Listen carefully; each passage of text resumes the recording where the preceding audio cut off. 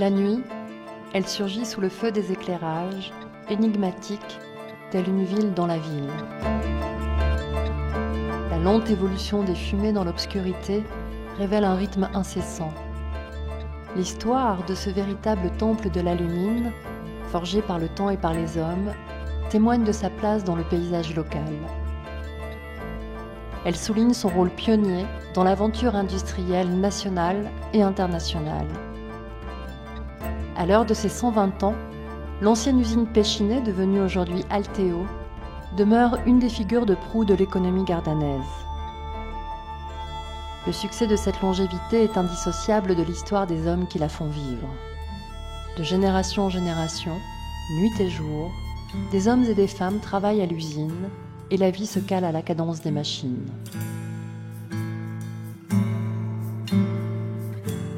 C'est un monument mondial de l'histoire industrielle.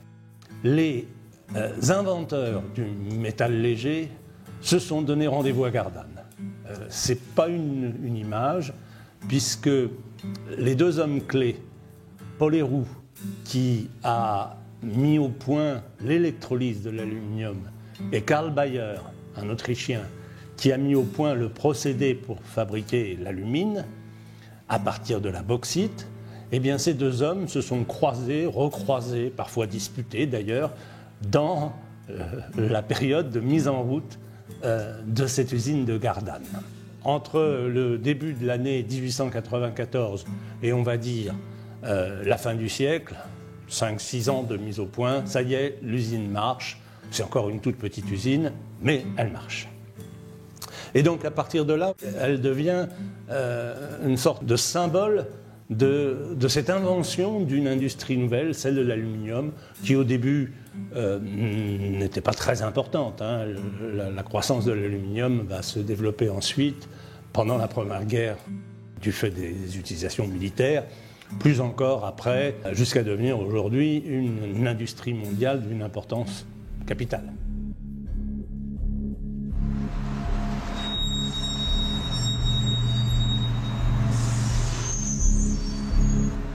On va avoir 120 ans, l'usine tourne toujours. C'est vrai que c'est un truc fort, quoi. C'est vrai que ça me permet, je participe à ça aussi. Alors moi je suis attaché à cette usine parce que depuis que je suis né, je vis avec cette usine. L'usine fait partie de ma famille. Ce que j'aime beaucoup dans l'usine et ce qui est frappant ici, c'est l'attachement des gens dans leur usine. Ça, c'est un sentiment très fort au sein du personnel et c'est quelque chose que j'aime beaucoup dans l'usine.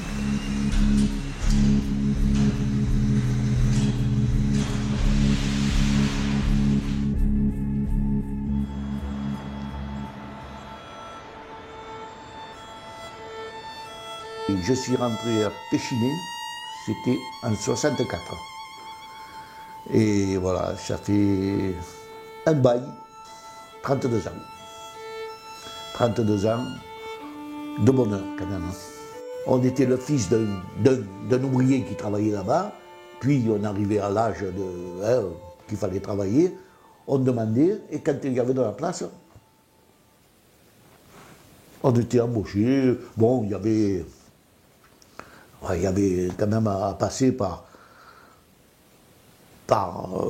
6 mois de stage, par exemple. Sauf le gars qui faisait les idiots sur le boulot, hein. Après il n'était pas embauché. Mais si le type, pendant sa période d'essai, il bossait comme il faut, il rentrait parce qu'il y avait ce coup de petit piston derrière, quoi. Qu'on le veuille ou pas. Le grand-père travaillait, le père travaillait, les oncles travaillaient. 3 oncles et mon père qui travaillaient. Pour nous, c'est une population importante de gens qui ont vécu de leur travail et qui, je crois, restent fiers de leur usine. Donc c'est d'une extrême importance qu'on puisse trouver du travail sur place. C'était le cas. Ça n'est plus le cas. Donc nous nous battons. Quand les usines fument, les gens de Gardanne sont fiers, sont heureux parce qu'ils savent que c'est l'emploi.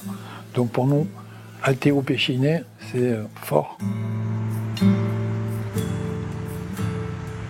Tous les matins, c'est le lieu de rencontre. C'est une institution voilà, avec l'usine. Mais moi, je la trouve jolie, cette usine, maintenant que je suis habitué. Moi, je trouve que ça fait partie intégrante je dirais pas l'usine, ça serait pas pareil. Puis, elle nous fait vivre. Hein. pas cacher dans la soupe. Hein. Toutes les entreprises sous-traitantes qui travaillent, ça fait du monde, ça fait une vie sociale quand même. Il faut des Saint-Tropez, mais il faut des Gardanne aussi. Merci. Bonjour. Au fil du temps, Gardanne a enlacé l'usine qui se dresse fièrement au cœur de la ville.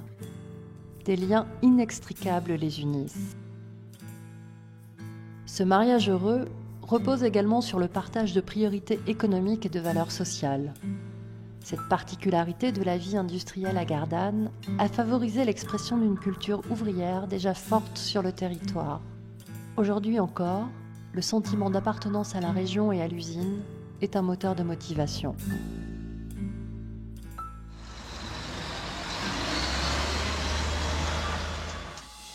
Tous les matins, quand on vient, c'est un challenge. Ce qui est vraiment impressionnant dans cette usine, c'est que tous les jours, il faut se remettre en question. Voilà ce qui me plaît aujourd'hui.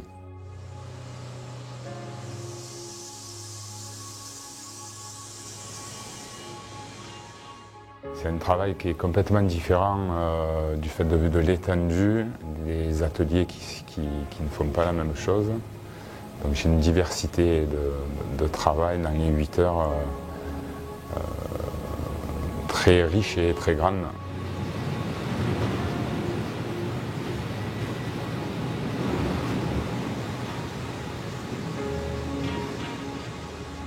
Ah, ce que j'aime, écoutez, avant tout, c'est qu'elle soit toujours présente après 120 ans d'activité.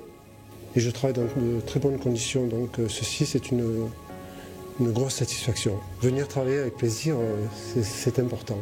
J'adore l'humain, sinon j'aurais choisi un autre métier. Oui, j'aime bien la relation avec mes collègues, avec mes patients. Et surtout, j'apprends beaucoup d'eux, puisque par exemple, lorsque je vais sur le terrain, c'est eux qui me décodent le terrain. Sans eux, sur le terrain, je ne suis pas grand-chose, parce que je ne sais pas bien le lire.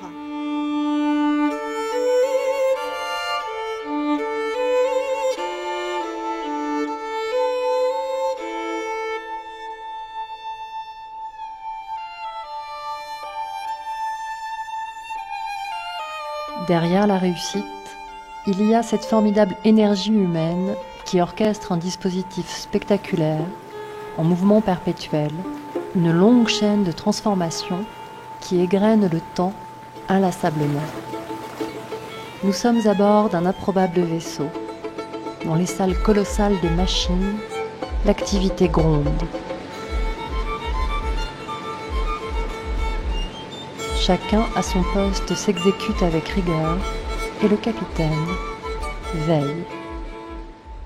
Donc l'usine de Gardanne fonctionne 24 heures sur 24 et 365 jours par an, et ce depuis 120 ans. 120 ans, c'est 5-6 générations de personnes qui se sont investies, qui ont travaillé sur ce site pour le faire fonctionner, le faire durer. On a des métiers de production, on a des métiers de maintenance, on a des métiers de commerciaux, on a des métiers d'approvisionneurs. L'usine de Gardanne, à elle seule, c'est une petite ville qui arrive à fonctionner quasiment en autarcie, avec tous les métiers pour faire fonctionner une entreprise de cette taille.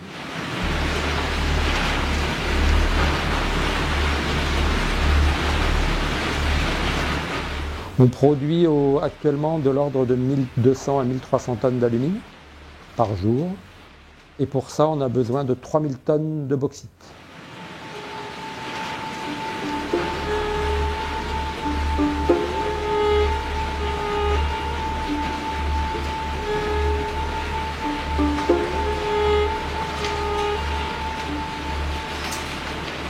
Ce qui me plaît, c'est quand même, je pense, apporter ma pierre à l'édifice par rapport à la qualité que je dois obtenir, par rapport à la qualité, la quantité du produit, la préservation du matériel et des hommes, bien sûr, le volet sécurité. C'est quand même, maintenant, on dit bien, c'est le premier des points sur lesquels on doit se pencher avant toute opération.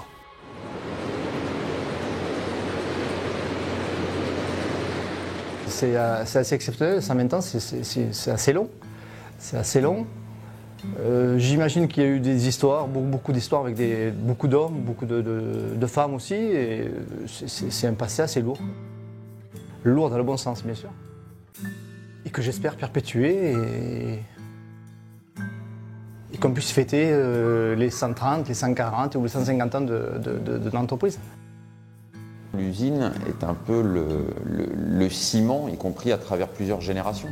On a de nombreux employés dont le père a travaillé, etc. Et donc je crois que finalement l'usine est un petit peu le lien entre ces générations, et c'est quelque chose de très fort. Je crois que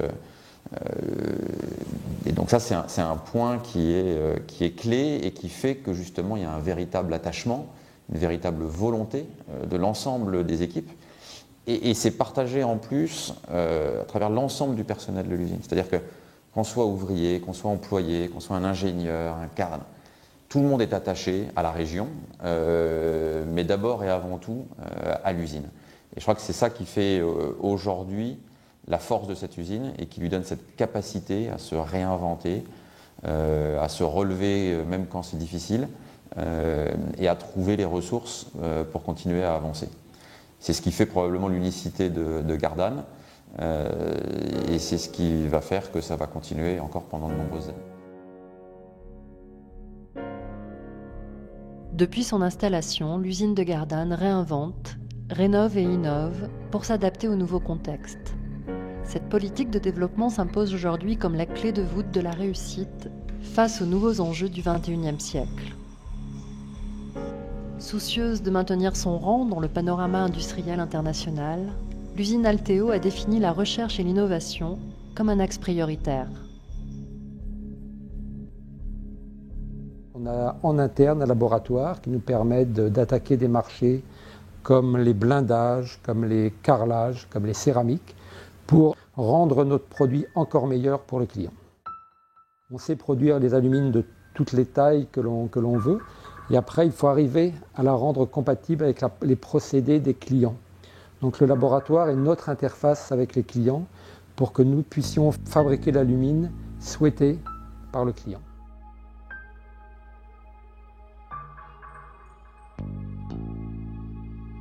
Ce qui me plaît dans ce métier-là, c'est vraiment le contact avec le client. Cette usine m'a permis aussi de faire beaucoup d'autres choses, comme des organisations de journées commerciales. On a essayé d'avoir un éventail plus grand de mon poste, et ça, c'était pour moi très agréable et j'ai énormément aimé cette nouvelle organisation.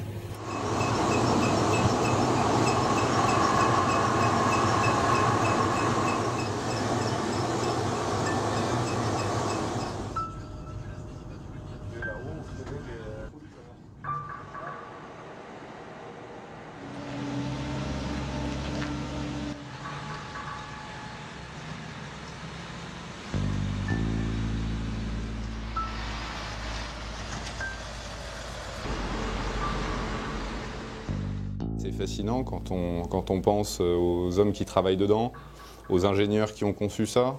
Voilà, c'est une longue histoire. Ce site en fait transpire quelque chose d'assez fascinant. Le fait, dans une usine qui paraît comme ça un petit peu vieille, un petit peu archaïque, sortir des produits d'une telle technicité et qui servent des marchés aussi pointus, c'est quelque chose qu'on a du mal à imaginer. Dans ce métier, ce qui me plaît surtout, c'est d'apporter notre savoir-faire pour qu'ils utilisent mieux le produit et qu'ils voient l'intérêt d'utiliser notre produit par rapport à un produit concurrent.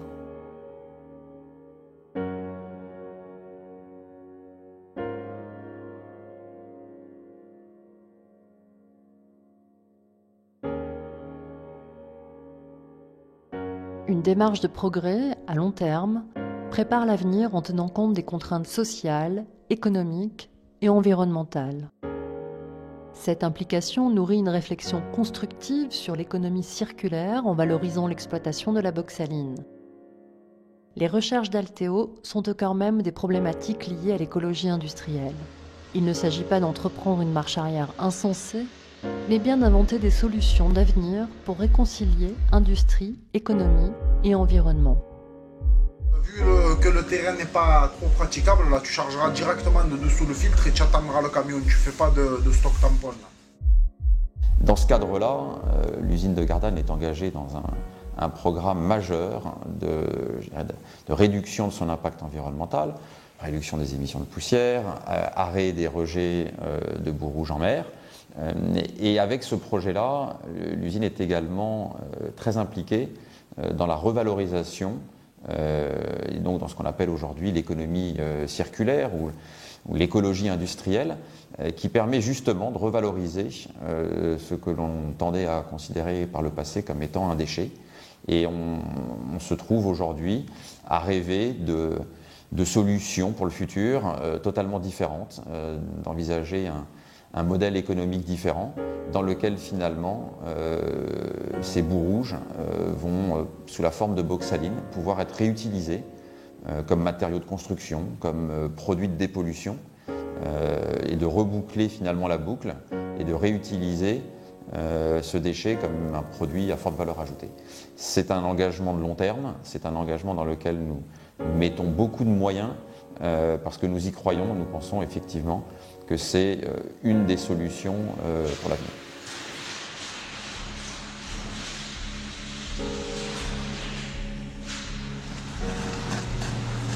L'usine a chaque fois su répondre à ces challenges, apporter des solutions innovantes, nouvelles, et qui font aujourd'hui qu'elle fête fièrement ses 120 ans et qu'elle peut voir l'avenir avec confiance et optimisme.